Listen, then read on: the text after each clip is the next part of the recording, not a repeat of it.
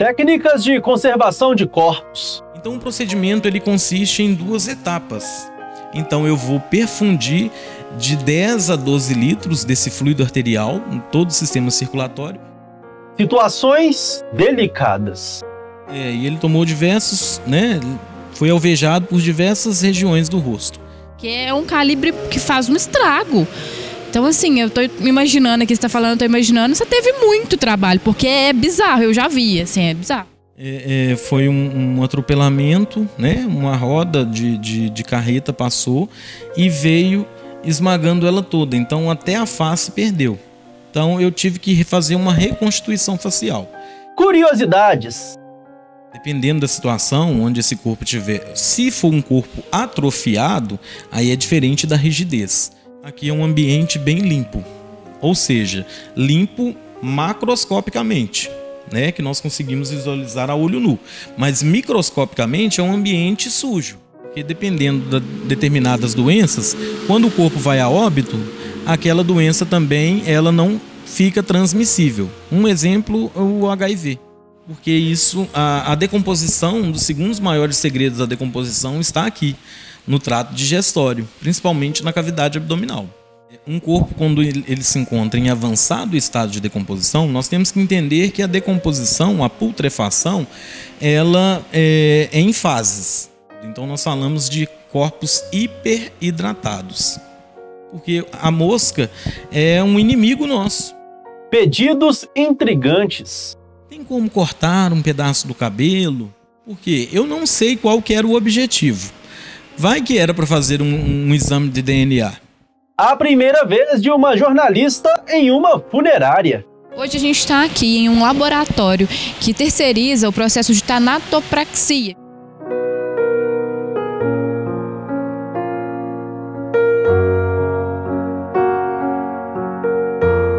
Você assiste a partir de agora os desafios da tanatopraxia. Corpos precisam ser conservados para que as últimas despedidas possam ser realizadas. Não apenas pela estética, mas principalmente pela segurança biológica do velório. Para isso, é necessário o trabalho do tanatopraxista. Eu sou Eberton Lopes e hoje eu vim te mostrar a tanatopraxia com um outro olhar. Na verdade, quem vai te mostrar é a repórter Larissa Pimenta, que foi conversar com o Eustáquio tanatopraxista, uma referência nacional na área, que fez revelações, contou detalhes dos procedimentos, relembrou os casos desafiadores da carreira e abriu as portas de uma sala de tanatopraxia para que você possa ver. Está bem interessante? Antes eu te peço, deixe o seu like, inscreva-se no canal e ative as notificações.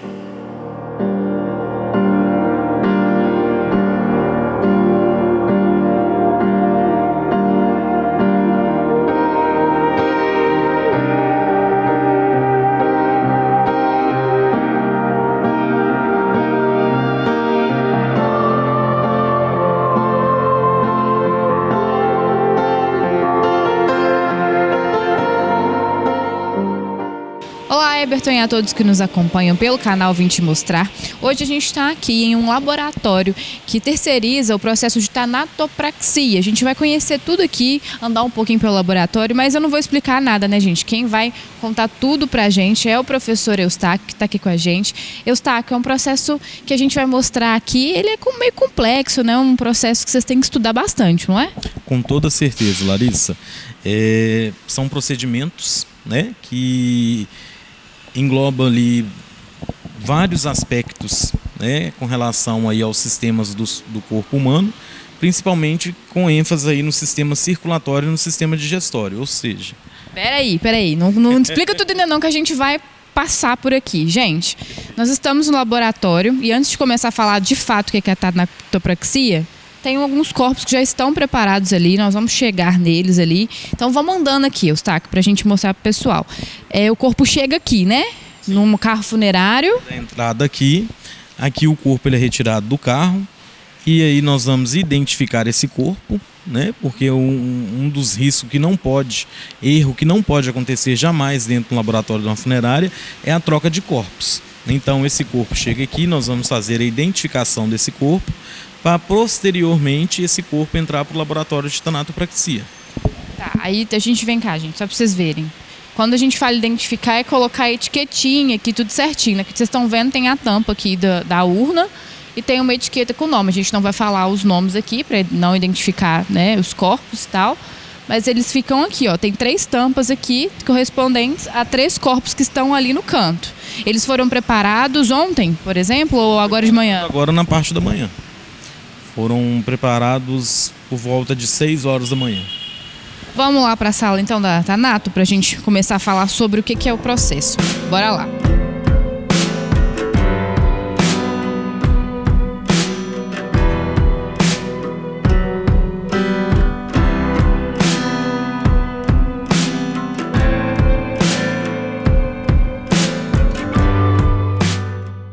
Muito bem, gente. Agora nós estamos na sala de tanatopraxia e agora sim, Eustáquio, vamos explicar o que é o processo, até para eu entender também. Eu já sei alguma coisinha ou outra, mas estou aqui para a gente saber de fato como funciona, por que é importante, como que ele é realizado. Perfeito, Larissa. Como nós vimos lá a primeira etapa, o corpo da entrada no laboratório, ele é identificado, posteriormente ele é trago aqui para o laboratório e ele vai ser removido para a mesa de procedimento de tanatopraxia. Então, o que seria tanatopraxia? A tanatopraxia ela é uma técnica, tá, onde nós iremos paralisar o estado de decomposição do corpo humano, do cadáver humano, e ao mesmo tempo somar a estética, preservar a aparência o máximo possível natural daquele indivíduo que veio a óbito quando ele estivesse com vida, tá? Então o procedimento ele consiste em 2 etapas, tá? Quais seriam essas etapas? Nós vamos trabalhar a nível do sistema circulatório e do sistema digestório. É muito importante, né, eu frisar aqui para vocês com relação a fazer uma analogia, né, uma comparação do indivíduo morto para com o indivíduo vivo. Nós que estamos vivos, nós temos o nosso sistema circulatório ativo, porque nosso coração ele é uma bomba propulsora e está mantendo a circulação sanguínea no nosso corpo, consequentemente fazendo a troca gasosa. Então nós temos o nosso corpo sangue rico em oxigênio e também sangue com gás carbônico que vai, através do ciclo, fazendo a hematose nos pulmões, que é a troca gasosa, resgatando o oxigênio novamente. Porém, o cadáver, o coração parou. Então, ele não tem essa circulação. Em consequência dele não ter a circulação, o que vai acontecer? Ele vai ter apenas sangue rico em gás carbônico. Ou seja, não tem mais nenhum sangue com oxigênio dentro desse corpo. Então, nós precisamos realizar a primeira etapa no corpo, que vai ser a etapa do sistema circulatório. É nessa marca aqui? Nessa mesa. Essa mesa é uma... Para cá, para a gente mostrar a mesa aqui, ó. Vem cá. Ele chega e vem para essa mesa aqui primeiro. Isso. Essa aqui é uma mesa de procedimento de tanatopraxia. Você pode observar que ela é mais funda aqui. Tem aqui água que fica correndo em todo momento que está fazendo o procedimento. Tá? Porque é uma coisa que é muito importante. Não sei se você percebeu, aqui é um ambiente bem limpo. Ou seja, limpo macroscopicamente, né? Que nós conseguimos visualizar a olho nu. Mas microscopicamente é um ambiente sujo, né? Tem muito micro-organismo. Então, o quanto mais a gente puder manter esse ambiente aqui limpo, né, visivelmente, maior vai ser a nossa segurança. Tá? Com relação aí a riscos biológicos. Então, por isso, tem uma água correndo durante o procedimento com o corpo e essa água ela vai ficar constantemente correndo porque nós vamos estar trabalhando no sistema circulatório. Como que é? Nós vamos proceder uma incisão de 2 a 3 centímetros na região cervical aqui e vamos acessar 2 vasos sanguíneos, que é uma artéria, que no caso aqui é a artéria carótida, do lado direito, e a veia jugular. Através dessa bomba, olha só, nós temos uma bomba. Essa bomba é uma bomba injetora. Ela vai analogicamente, ou seja, substituir a função que o coração não está mais realizando naquele corpo. Tá? Bombear o sangue, então. Vai bombear, não não posso falar para você que seria o sangue, vai ser um fluido arterial que nós vamos introduzir dentro dessa bomba injetora. Esse fluido arterial ele tem uma coloração vermelho vivo para lembrar o sangue rico em oxigênio. Então eu vou perfundir de 10 a 12 litros desse fluido arterial em todo o sistema circulatório e analogicamente eu vou estar lavando o sistema circulatório, ou seja, esse corpo ele só tem sangue com gás carbônico. E o sangue com gás carbônico ele tem uma particularidade que ele tem uma coloração vermelho-roxo.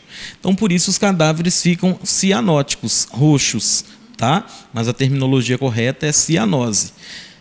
Então, depois que eu faço todo esse procedimento, analogicamente dizendo, lavando esse sistema circulatório, esse corpo ele deixa de ficar com aquela aparência roxa e ele também não vai ficar pálido, porque o fluido arterial ele tem a coloração vermelha, então vai dar uma corada naquele indivíduo. De fato, o que é esse fluido arterial? Ele é uma composição de quê? O que a gente pode falar sobre? Ele é uma composição de formol, tá? Uma concentração bem baixa de formol. Ele é composto também de tretaborato de sódio, glicerina, fenol, álcool e água. Tá?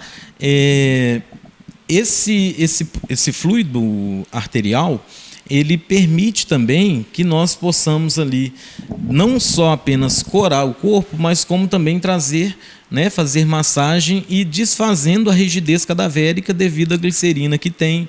Então nós vamos trabalhando na articulação do corpo. Essa questão da rigidez, eu tenho uma dúvida. Tem corpos que chegam, dependendo do tempo que foi encontrado, e às vezes meio tortos, vamos falar assim, não alinhadinhos. Dá trabalho isso também? Você falou que tem essa glicerina para poder ajudar aí. Tem corpo que dá trabalho para poder voltar para o lugar, vamos dizer assim? Tem sim. Tá? Dependendo da situação onde esse corpo tiver, se for um corpo atrofiado, aí é diferente da rigidez. Aí o atrofiado ele dá mais trabalho. Tá? Porque não é uma rigidez. A rigidez eu consigo desfazer ela com a injeção e a massagem. Mas o corpo atrofiado ele dá um trabalho maior.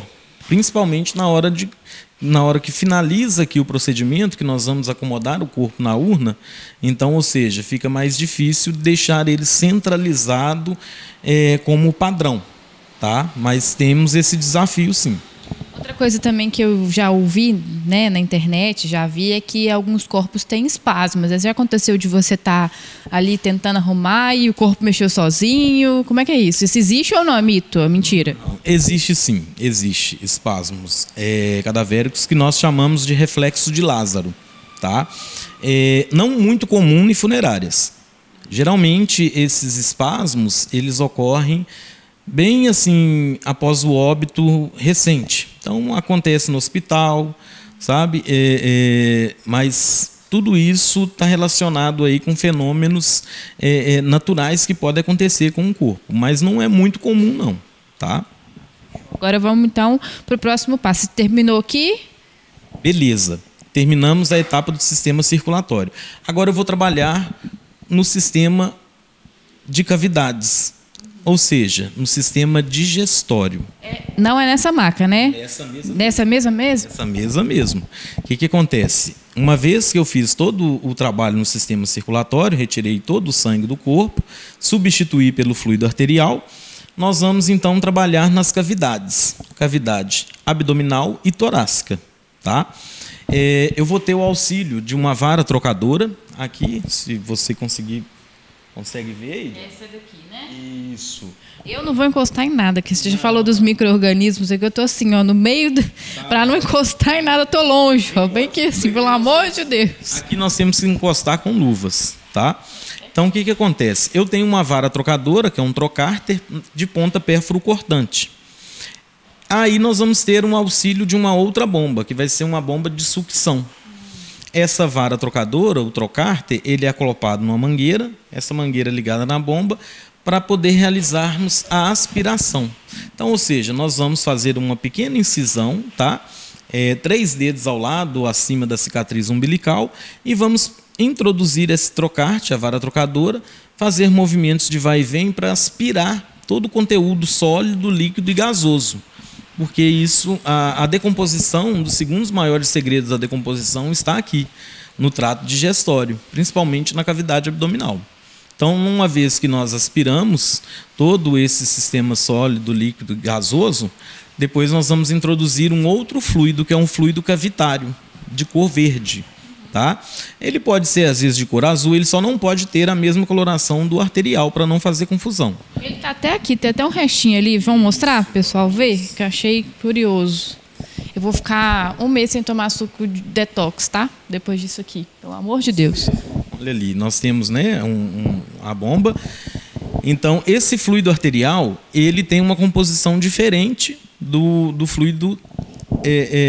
Esse fluido cavitário, tem uma composição diferente do fluido arterial.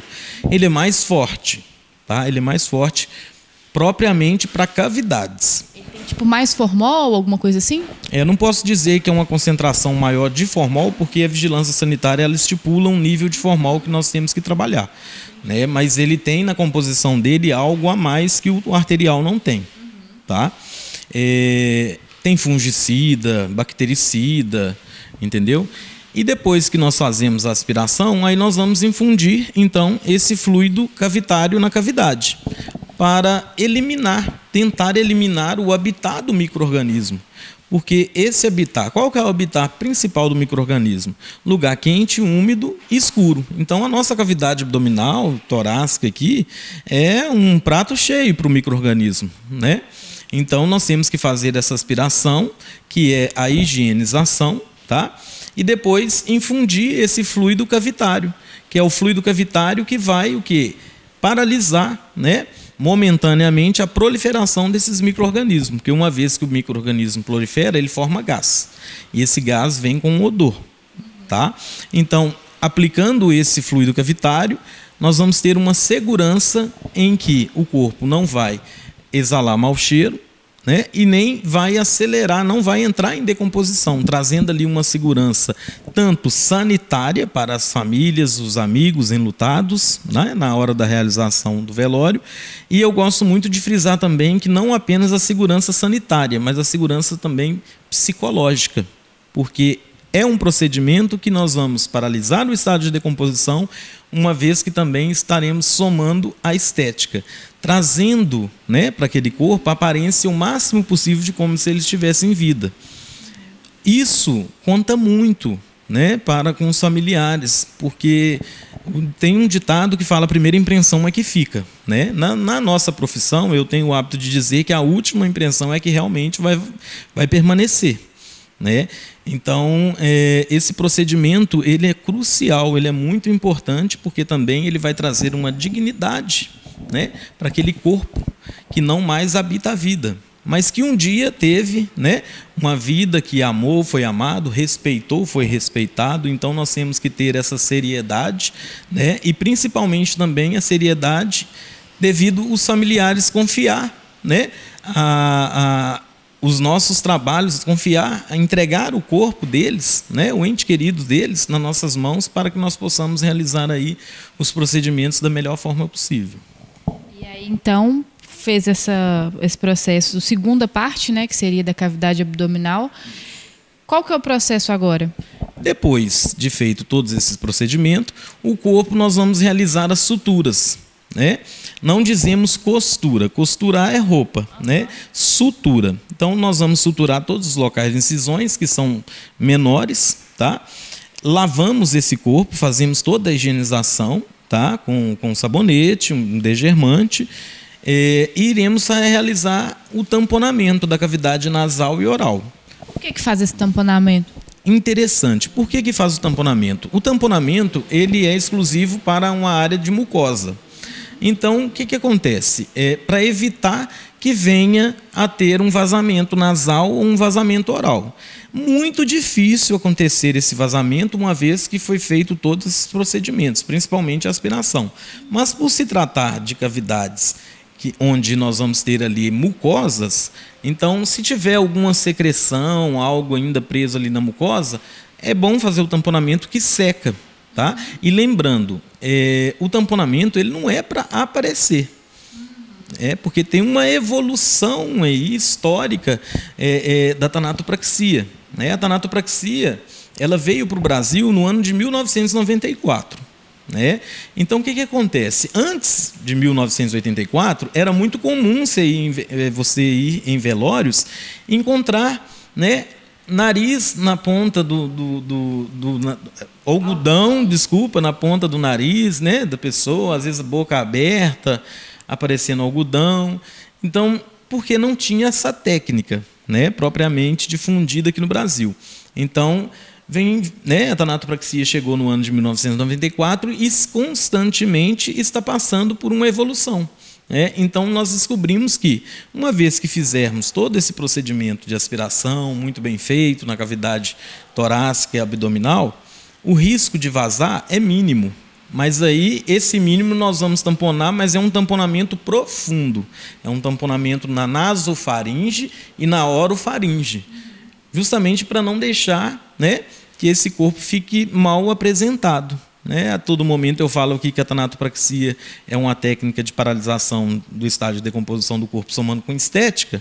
Então, não fica nada estético, né, com algodão. Recentemente teve uma novela aí, se eu não me engano, né, não estou me recordando o nome da novela, tinha um fazendeiro que morreu e foi agora, recente, meses atrás, e fizeram o velório dele com algodão no nariz. Não existe isso mais? Não, desnecessário. Acaba sendo até um pouco assustador, né? Aí vem outros contos, né?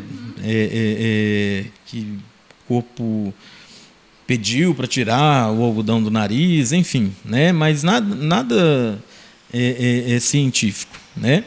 Então, ou seja, nós temos essa evolução aí, tá? Depois, esse corpo de tamponado é suturado à boca, tá? Justamente para a boca não abrir, uma sutura interna, tá? E aí nós vamos levar esse corpo para o outro setor, que é o setor de ornamentação. Antes de ir para o setor de ornamentação, tem mais algumas dúvidas. A gente está falando da tanatopraxia em corpos que, né, recentes, vamos dizer assim. E corpos que demoram a achar, às vezes já começou a decomposição, existe esse processo também ou não? Bom, Larissa, um corpo, quando ele se encontra em avançado estado de decomposição, nós temos que entender que a decomposição, a putrefação, ela é em fases, né? A primeira fase é o que nós chamamos de coloração ou cromática, né? Aparece-se uma mancha esverdeada na região lateral aqui, na região inferior, lateral do abdômen, lateral direito do abdômen. Essa mancha esverdeada já é apresentando um sinal que já tem mais de 24 horas de óbito. Então, eu falo muito que o corpo ele conversa com a gente, uma linguagem não verbal, claro, né? Então, se aparece essa mancha, o corpo está, digamos, estou entrando em decomposição. Estou entrando em decomposição. Depois de eu avaliar isso, ainda dá para fazer o procedimento. Agora, se ele evoluir para a fase gasosa, que vai ser uma fase gasosa ou enfisematosa, o gás, né, o sistema micro-organismo começa a proliferar e entra no sistema debaixo da pele, enfisematoso, eu já não consigo mais fazer com que eu traga uma estética para esse corpo. E quanto mais tempo vai passando, mais, né, complicado vai ficando. Então, ou seja, o que acontece? Nessa situação, não tem como eu falar para você, olha, dá para fazer a tanatopraxia, porque tanatopraxia é paralisação do estado de decomposição do corpo, somando estética.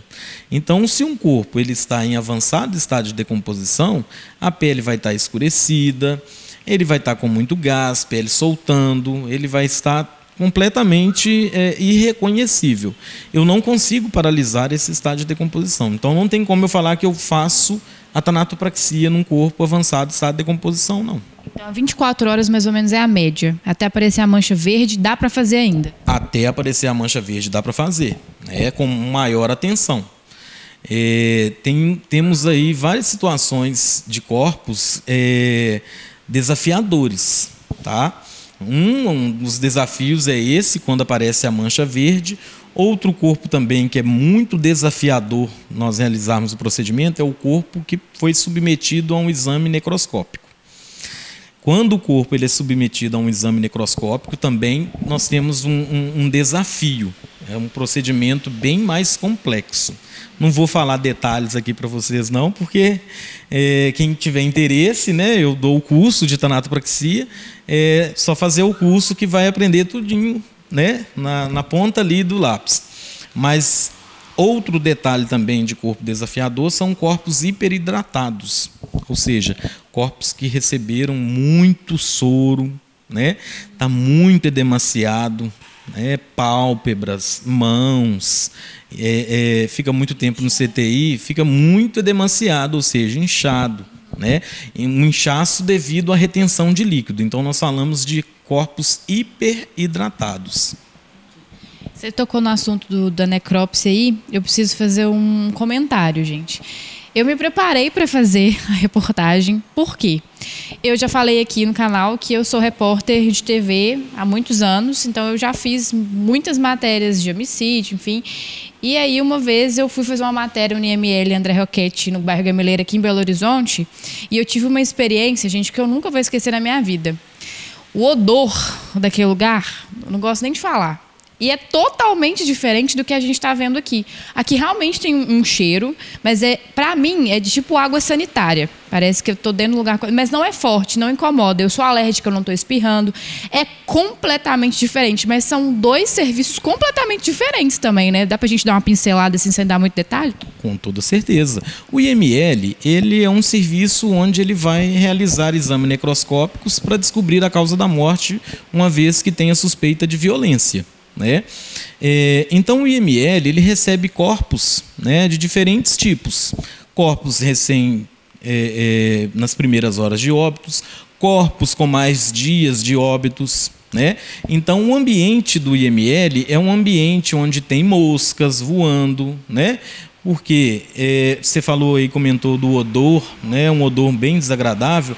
Então lá no IML tem um corpo de poucas horas de óbito, mas tem outro de 3 dias, 4 dias, né, em avançado estágio de decomposição. Então, é um ambiente totalmente diferente aqui do nosso. Então, o nosso ambiente aqui dentro do laboratório, você não vê nenhum mosquito voando, não pode ter, tá? Deixando frisado aí, porque a mosca é um inimigo nosso, número 1 também, porque ela pode botar os ovinhos, né, bota os ovos ali, costuma a ter uma evolução, se não ficarmos atentos, esse corpo começa a entrar em decomposição. E é um ambiente também onde nós temos que deixar o máximo possível visivelmente limpo, né? De forma macroscópica, limpo. Aqui está muito limpo, né? E chega um corpo, terminando o procedimento, limpeza. Porque se não limpar, vai atrair moscas, a mosca é digamos, o nosso inimigo, né? Então, aqui a todo momento nós vamos fazendo a higienização do laboratório. Não pode deixar sujo. Resumidamente, gente, eu poderia ter tomado meu café da manhã, não ia passar mal, tá tudo bem, porque aqui tá assim, totalmente diferente da experiência que eu tive no IML. Não criticando, porque é o ofício lá também, mas foi uma coisa, gente, que eu nunca vou esquecer na minha vida. Odores, não é nem falar que é cheiro, o odor... A situação, assim, até o jeito mesmo, aqui é tudo clarinho lá, é meio mais escuro, assim, não sei nem se pode contar isso, mas assim, tô contando aqui pra vocês. Mas foi traumático, eu nunca vou esquecer. E olha que eu já fiz muita coisa ruim, viu? Já participei de muita matéria, assim, corpos em decomposição, já fiz vários, acompanhei operação de polícia civil para poder encontrar corpo. Mas esse do IML foi, assim, terrível. Eu tô vendo uma curiosidade aqui que eu quero mostrar para vocês também. Que é esse quadro aqui, que são os passos, passo a passo. Foi você que mandou fazer isso? Ele resumiu, gente, mas é muita coisa. Olha aqui. 1, 2, 3, 4, 5, 6, 7, 8, 9, 10, 11, 12, 13, 14, 15, 16. 16 passos colocados aqui. Por que você fez isso aqui, Eustáquio? Conta pra gente. Como eu ministro curso de tanatopraxia, né, há 18 anos aqui em Belo Horizonte, então o que acontece? Eu tenho parcerias com vários laboratórios, né? Então, durante a aula, né, nas aulas práticas aqui dentro do laboratório, às vezes um aluno ele esquece o que tem que ser feito. Opa, olha lá. Né? Uma colinha. É uma cola, tem um passo a passo. E isso é empregado até para os próprios profissionais que estão trabalhando, porque às vezes esquece algum detalhe, É só vir aqui e ler, né? Então, olha lá, primeiro tópico, eu deixo bem claro, estar devidamente paramentado com os EPIs, equipamento de proteção individual, conferir a identificação do corpo juntamente com a declaração de óbito, né? Posicionar o corpo na mesa de procedimento em decúbito dorsal, ou seja, com os olhos para cima, né? Então tem todo esse passo a passo. Aí vem ligar a bomba para proceder à infusão do fluido arterial, promovendo massagem na superfície corporal com auxílio de sabão líquido degermante até a saída do fluido pela veia drenada, né? Então tem todo esse passo a passo aqui, né, que eu acho que é muito importante para o profissional, porque às vezes pode, né, esquecer algum detalhe ali, e isso é muito importante. Estou vendo que tem um outro cartaz aqui também, tem, né, um corpo, sim, umas artérias, é para relembrar também é um tipo de ajuda? Isso, às vezes o profissional ele está ali com um desafio, né, um corpo desafiador, ele não sabe, dependendo da região onde está passando determinado vaso, ele aqui é um mapa do sistema circulatório, né? Então ele pode estudar aqui mesmo, olha, opa, aqui eu tenho a artéria carótida, né, passando aqui eu vou ter a artéria carótida comum, aqui eu tenho a veia jugular, eu tenho aqui a veia cava, né, e assim por diante. São tudo de forma didática. Sabe que você comentou aqui que tem 18 anos que você ministra esse curso e tal. Eu imagino que o seu tempo de, né, para fazer o procedimento seja um, de quem está começando seja outro, mas qual que é a média? Um corpo chegou aqui, ele sai em quanto tempo pronto, né, com o procedimento feito? Olha, Larissa, geralmente nós pedimos aí um prazo de 3 horas. Podendo ser para mais, podendo ser para menos. Casos desafiadores, dependendo, vai ser para mais. Então, por exemplo, eu já recebi um corpo, né, de uma senhora que teve foi um atropelamento, né, uma roda de carreta passou e veio esmagando ela toda. Então, até a face perdeu. Então, eu tive que fazer uma reconstituição facial. Eu fiquei a noite inteira. Foi 12 horas trabalhando só nesse corpo. Então, um caso desafiador. Muito desafiador. Muito desafiador, porque você tem que tentar ali trazer os traços daquela pessoa, fazer a reconstituição, entendeu? Mas geralmente, em média, é um prazo de 3 horas. Um corpo que chegou sem estar desafiador, 3 horas geralmente resolve tudo. 3 horas resolve tudo. A gente já falou aqui da Thanato, e agora a gente vai, depois que ele passou por esses dois aqui, ele vai fazer o que agora? A gente está indo para o outro lugar agora, né? Isso aí, nós tiramos o corpo da mesa, né, de procedimento, passamos ele para uma maca e vamos aqui, ó, entrar no setor de ornamentação. Olha só. Aqui é o setor de ornamentação, também muito limpo, né?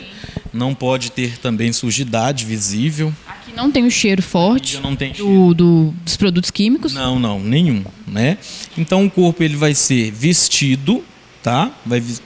Nós vamos fazer a vestimenta do corpo, posicionar ele dentro da urna, fazer a ornamentação, que é a colocação das flores, e fazer o retoque final, que é a necromaquiagem, né? Às vezes a família pede para passar um batom de tom claro ou tom mais escuro, a tonalidade mais clara na maquiagem, né? Fazer sobrancelha. Quando se trata de pessoas, eu sei, você sabe também que tem de tudo, né? E tratando de família, um momento doloroso, a gente sabe que as emoções ficam ali à flor da pele. Aí você falou de trazer uma roupa para poder vestir. A gente sabe que às vezes a pessoa pega uma mudinha de roupa ali. Aí me conta, a pessoa traz a roupa, já teve alguma roupa tipo muito diferente, que vocês já viram aqui, tipo uma coisa muito bizarra para poder vestir, que era um desejo da pessoa, ou a família mesmo? Tem alguma história assim? Sim, muitas, inúmeras histórias. Costuma muito mandar roupa decotada, né? É algo que não é muito assim fácil para nós podermos vestir, porque acaba sendo um fator desafiador ali. Mas tem também questões religiosas, né? Quando tem óbito, por exemplo, de um sacerdote, tem toda a roupa certa, a forma correta de estar vestindo, né? Mas tem muitos casos assim diferentes. E tem também casos que eu já participei, que o indivíduo, né, o falecido, ele era vidraceiro, né, ele trabalhava fazendo vidros de bebidas. Então a família pediu: ô Eustáquio, tem como colocar? Nós vamos trazer vários vidros, né, de bebidas dele para colocar junto em volta do corpo dele. Eu falei: ó, tem. Era o desejo da família, era a profissão dele. Então ornamentei, coloquei, deixei ele todo, né, ornamentado e tudo, e colocamos aqui nas laterais ele como se segurando, né, os vidros que ele produzia. Então tem muitos episódios aí diferentes. Lembra de mais um para contar pra gente? Eu sei que eu peguei ele no susto aqui assim, mas você vai lembrar, por favor. Já aconteceu o caso também da família mandar, né, uma roupa de frio, mas estava um calor insuportável em Belo Horizonte. Mas só que a família pediu encarecidamente que se vestisse a roupa de frio por baixo, era uma blusa mais grossa por baixo e uma outra mais fresca por cima. Por quê? Eles tinham, né, queriam fazer a vontade daquela pessoa, que ela era muito frienta. Então eles queriam que colocassem uma blusa de frio. E não ia pegar muito bem a blusa de frio por fora num calor desse, no velório. Então a família pediu para vestir, tentar camuflar o máximo possível, mas era o gosto da pessoa, e colocar uma roupa mais fresca por cima. Então já tive inúmeros casos, já teve casos também da família me pedir: tem como cortar um pedaço do cabelo? Aí nessa situação não pode. Porque eu não sei qual que era o objetivo. Vai que era para fazer um exame de DNA. Aí chega lá, né, o juiz pergunta: uai, mas quem que colheu o material? É um profissional próprio para isso? Não, eu não sou, né? Então eu expliquei para a família: aqui nós não cortamos o cabelo. Agora, quando o corpo estiver lá no velório e vocês quiserem cortar, porque me pediu nitidamente mesmo: corta um pedacinho, coloca num papel, vou te dar um frasco para você guardar. Eu falei: não, isso eu não posso fazer. Coloca em risco toda a sua reputação. Claro, com certeza, com certeza. E agora a maquiagem, né? Quando a gente fala assim, o que é usado? Tem alguma coisa pra gente mostrar aí? Eu tô vendo uma coisa aqui que eu tô meio pensando. Tô olhando, você tá falando comigo, eu tô pensando. Isso aqui é perfume? Perfume. Nossos corpos, eles saem, né, bem apresentável e com cheiro também. É um perfume que não é enjoativo. Cheiro para você ver. É bem suave, tá? Memorizei o cheiro do perfume para eu nunca comprar um igual. A verdade é essa. Mas assim, nossos corpos, eles são muito bem tratados, muito bem tratados. Primeiro por questões éticas, né? E por questão de amor à profissão. Nós fazemos de tudo para que esse corpo saia daqui do laboratório o máximo possível com a aparência de como ele estivesse em vida e com um semblante realmente de descanso, porque isso vai marcar para os familiares, vai ajudar muito no processo de aceitação do luto. Mas você falou de maquiagem? Maquiagem, vamos lá. O que usa na maquiagem aqui, gente? Nós temos blush. É maquiagem de verdade aí, ó. Não vou nem falar a marca não, mas eu já tive dessa base aí, então já. Deixa ele tirar aqui, gente, para ele mostrar pra gente.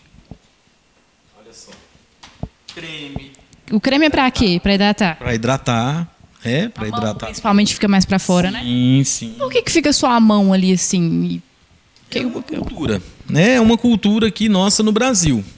Se nós pegarmos outras culturas de outros países, é diferente. Por exemplo, os americanos ficam com a mão para baixo. Tem casos que colocam aqui para cima, mas isso tudo é hábito cultural. Tá? Voltando para a maquiagem aqui, vamos ver. Então, olha só. Então, pincel. Pincel. Eu tenho pó.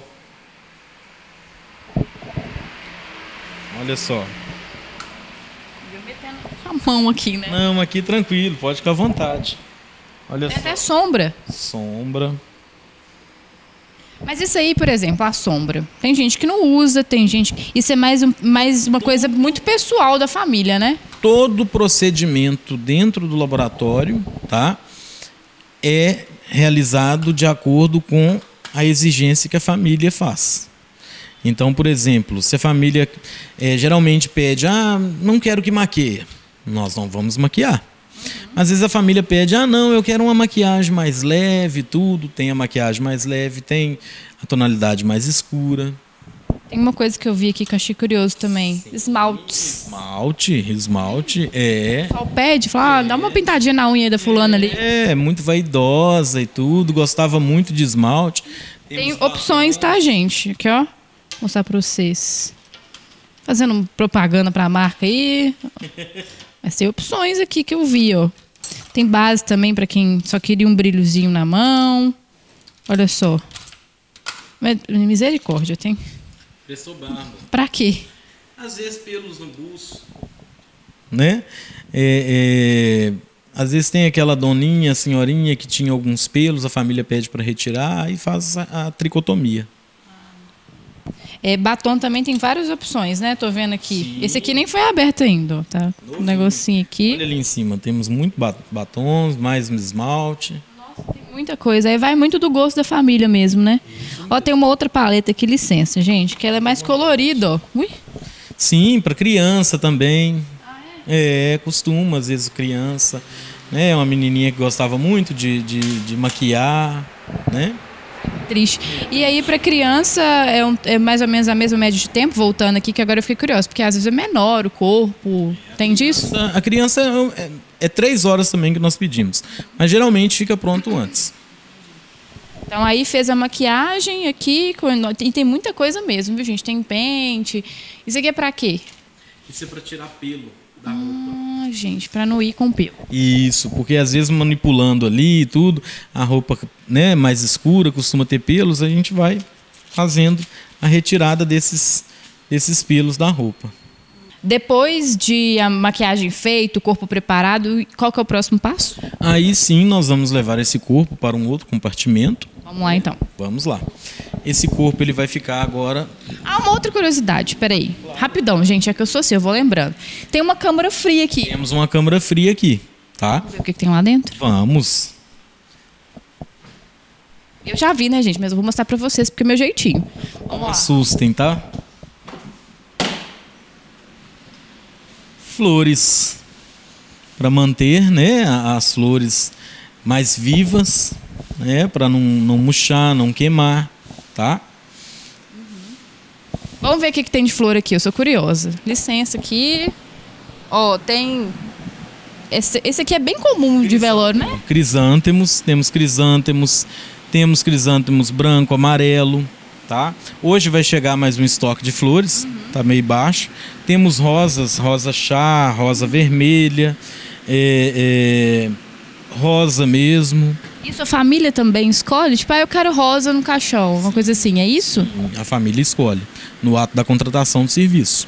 Então a família que vai ali escolher, o agente funerário vai dar as opções, aí a família vai escolher. Tem diferença de preço, né? Ou não? Depende, se for um associado, né, não vai ter tanta diferença de preço. Agora, se quiser fugir muito do padrão, aí tem uma diferença de preço. Por exemplo, orquídea, né, copo de leite, aí sai um pouco fora do padrão. Gente, tá frio aqui. Vamos sair, deixar as flores aqui. Vocês acharam que ia ter outra coisa aqui, né? Não tinha nada, eu já tinha olhado antes. Vamos fechar, deixar tudo bonitinho aqui. Agora sim, né? Saiu da câmera, vamos voltar para o outro setor. Sim, aí o corpo ele vai então para um outro compartimento, né? Onde ele vai ficar agora pronto, aguardando o carro, né? Vir buscar e levar para o velório, tá? Que é o que eu vou mostrar aqui agora para vocês. Olha só, nós estamos aqui com 3 corpos já pronto para ir para o velório, né? Aguardando ali então a chegada do carro funerário para poder levar para o velório e a família poder realizar a despedida de forma digna. Então agora esses aqui estão esperando, né? Vão ser levados, aí eles, se vocês vêm, colocam a tampa e lacram o caixão. As tampas ficam ali, nós não tampamos agora por conta das flores, né? Tá muito quente, tampar a urna agora não é muito interessante, só tampa na hora que estiver indo para o velório. Agora, você já começou a falar um pouquinho sobre os corpos desafiadores. Você deu o exemplo da senhorinha do caminhão lá, atropelada. Tem mais algum que você lembra, assim, de cabeça que foi difícil? Esse você falou 12 horas. Você ficar 12 horas ali é um trabalho muito minucioso, é um trabalho, eu acho que também de respeito com a família, né? Tem algum outro que você lembra que você fala assim, não, esse também foi? Sim, lembro, recente. Acho que deve ter um ano mais ou menos. Uma jovem veio a óbito, né? Ela era natural lá dos Estados Unidos, veio a óbito, uma morte súbita, ficou no IML 10 dias, o corpo ficou no IML porque investigando, tentando descobrir, né, qual que teria sido o ocasionamento daquele óbito. E depois de 10 dias que o IML liberou o corpo, então eu embalsamei esse corpo para ir para os Estados Unidos novamente, então tem que repatriar. E para fazer essa repatriação e tudo é muito complexo. Então eu embalsamei ela depois de 10 dias, mas ela estava numa câmara fria lá no IML. Eu consegui, mas foi a noite inteira. Comecei 10 horas da noite, finalizei 6 horas da manhã. Nesse específico, o que era o desafio para você ficar tanto tempo assim? A circulação do fluido, porque o exame necroscópico, né, faz algumas incisões em determinados órgãos, então o sistema circulatório ele deixa de ser fechado e fica aberto. Então fica difícil a circulação. Então eu tive que fazer um tratamento bem minucioso, injetando ponto por ponto no corpo dela, né? Lembrando que a cultura deles é diferente da nossa, então lá o corpo fica totalmente exposto. Então eu tive que segurar todo o corpo. Segurar, que eu falo o seguinte, fazer o procedimento de conservação em todos os membros, né, do corpo. Todas as extremidades possíveis. Então comecei 10 horas da noite, finalizei 6 horas da manhã. Esse corpo ficou mais 15 dias aqui aguardando toda a documentação, ainda foi para os Estados Unidos e ficou mais uns 10 dias lá para poder ser sepultado ou cremado, não lembro. Então, ou seja, muito desafiador. Tem mais algum outro também nessa questão de reconstituição, de que você lembra assim que te marcou também? Tem sim.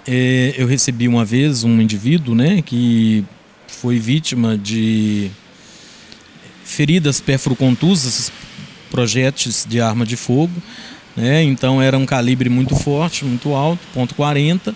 Então, e ele tomou diversos, né, foi alvejado por diversas regiões do rosto.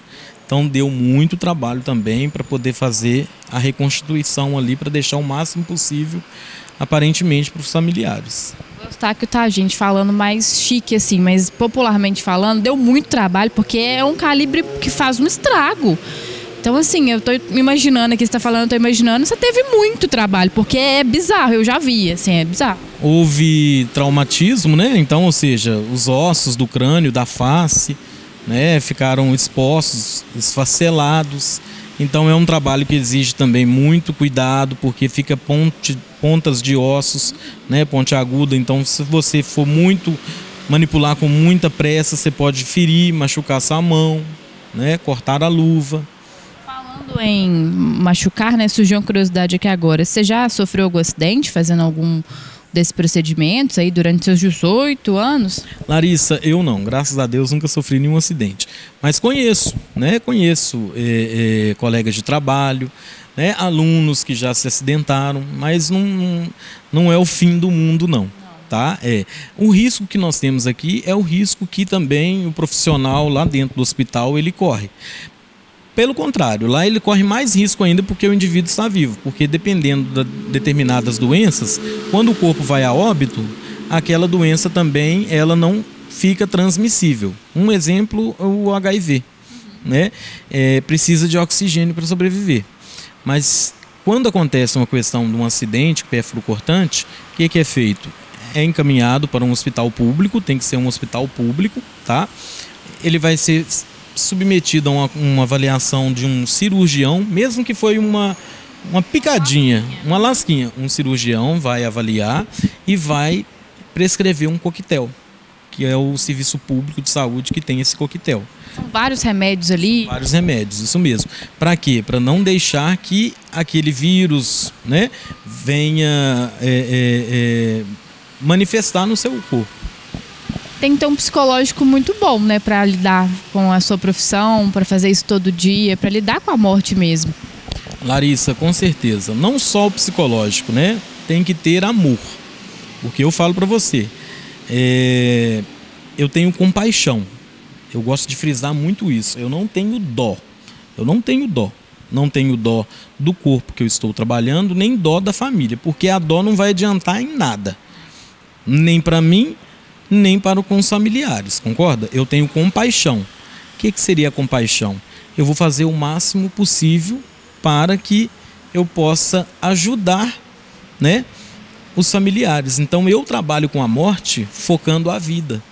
Então eu acho que isso ao longo desses 18 anos ministrando cursos, mas de profissão tem 21. Então eu trabalho com a morte focando a vida. Mas a vida de quem, se você trabalhando com a morte? A vida dos familiares. Porque através das minhas mãos, do meu trabalho, eu vou conseguir confortar. É um trabalho dos bastidores que nós ficamos aqui interno, mas através do nosso trabalho nós vamos conseguir confortar, né, esses familiares que estão vivendo um momento de luto ali, para que eles possam realizar uma despedida de forma digna. Você está falando aí, são 21 anos de profissão, é muito tempo. Você já viu muita coisa, já fez vários casos. Eu queria saber como é que é a valorização desse profissional que você é. Você acha que, né, tem tantos desafios, é um trabalho tão difícil, tão complexo. Para você, precisava ser mais valorizado, não precisava? Vamos falar um pouquinho dessa área, dessa questão profissional mesmo. Com toda certeza deveria ser mais valorizado. Eu falo que aqui no Brasil não é só a nossa área que trabalhando com a morte que é desvalorizado. A maior parte dos profissionais é desvalorizado, né, aqui no Brasil. Eu falo no Brasil porque em comparação com outros países o tanatopraxista ele é muito bem valorizado. Sabe? Remunerado, que a gente fala. Remunerado, isso mesmo. Aqui no Brasil, infelizmente, né, a remuneração ela não é lá tão satisfatória. Eu falo que quem trabalha porque gosta mesmo, que é incrível. Quando você faz o curso, começa a trabalhar no segmento da morte, você não quer mais sair. Você valoriza mais a vida também? Com toda certeza, toda certeza. Acho que um dos motivos que eu não ando de moto. Tem muito acidente de moto, aí você pega também. Imagino que deve ser muita coisa feia, né? Eu tenho muito medo de andar de moto. Não sei nem montar numa moto, de falar a verdade. Também não ando, não. Então, assim, eu tenho uma visão de vida com a morte bem... Assim, é incrível. Eu acho que todo mundo deveria ter a oportunidade de um dia vir num ambiente igual a esse. Claro que não pode porque é desrespeitoso e é antiético, né? Mas, ou seja, para dar mais valor à vida, né? Nós somos todos iguais, né? Não tem ninguém que é melhor do que ninguém. Então, ou seja, tem muitas pessoas que por acharem que tem ali, né, um poder aquisitivo mais alto, acha que é melhor do que o outro. E não é. Depois que morre, vai passar por todo o procedimento, vai precisar de um profissional assim como eu para tentar paralisar o estado de decomposição o máximo possível para que a família possa realizar a despedida. Então, ou seja, a visão de vida com morte, eu passei a valorizar mais a minha vida, com toda certeza. Eustáquio, primeiro, parabéns pelo seu trabalho, um trabalho muito difícil, gostei muito de acompanhar, assim, já tinha visto algumas outras coisas, mas não... Assim, né, eu vim preparado, igual eu falei, para acompanhar o procedimento. Mas eu queria, assim, saber se tiver uma outra oportunidade, eu posso vir acompanhar também para a gente poder gravar minhas reações, mostrar mesmo. A gente não pode mostrar tudo, óbvio que vai ter, né, um certo limite. Mas a gente pode acompanhar mais futuramente? Com toda certeza, o convite já está feito. Gente, eu vou voltar, hein? Heberto, eu vou voltar, eu vou acompanhar. Não sei se vou passar mal, se eu não vou, porque eu sou meio... complicado, estou acostumado com algumas coisas, mas essa especificamente eu nunca acompanhei. Já acompanhei perícia, mas essa não. Então eu vou voltar, tá bom? Pode ficar tranquilo, se passar mal, eu sou enfermeiro também, tá? Então não vai estar em boas mãos. Então não tem como fugir, gente, vou ter que voltar. Então numa próxima a gente volta e acompanha de fato o procedimento. Até a próxima.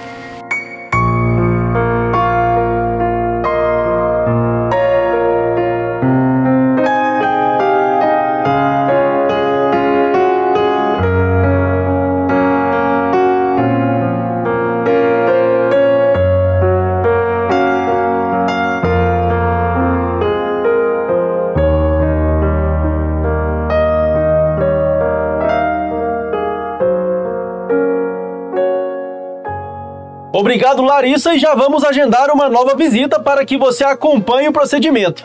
E eu quero ver como você vai reagir, hein?